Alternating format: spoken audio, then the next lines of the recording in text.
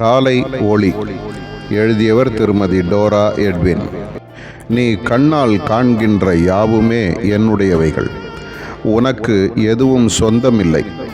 நீ எவ்வளவு பொருளை சேகரித்து வைத்தாலும், பெயரும் புகழும் கனமும் பெற்றாலும் எதுவுமே உனக்கு சொந்தமல்ல. ஆகவே சேர்த்து வைப்பதில் கவனம் செலுத்தாதே. உனக்குள்ளது கொஞ்சமாயினும் இல்லாதவர்களோடு அதை பகிர்ந்து கொள்ள தயங்காதே. நீ எனக்கு அருமையானவன். என் சொந்த பாடு மரணத்தாலும் என் குற்றமற்ற இரத்தத்தினாலும் உன்னை விலைக்கரையமாய் வாங்கியிருக்கிறேன்.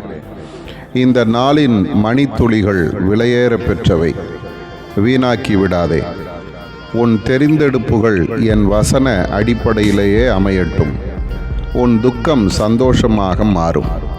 பந்தய பொருளை பெற்றுக்கொள்ளத்தக்கதாக ஓடு. இந்த உலகின் எந்த சக்தியும் உன்னை தோற்கடிக்க முடியாது. உன் கிரீடத்தை இழந்து விடாதே. மரண பரியந்தம் உண்மையாயிரு. நீ பெற்றிருக்கும் ரட்சிப்பு எவ்வளவு விலையேற பெற்றது. அதன் மகிழ்ச்சி உன்னை நிரப்ப இடங்கொடு. என் அடிச்சுவடிகளிலேயே நடந்து வா. என் பாதபடியில் அமர்ந்திரு. நீ அனாதை இல்லை. அடிமைத்தனத்தில் முறையிட்ட என் மக்களை பலத்த கரத்தினாலும் ஓங்கிய புயத்தாலும் மீட்டு வனாந்தரத்தில் நடத்தி வாக்குதத்த பூமியில் கொண்டு போய் சேர்த்தேன்.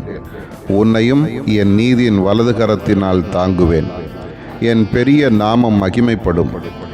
உன் இருதயத்தை விசுவாசத்தால் நிரப்பிக்கொள். வெற்றி உனக்கே.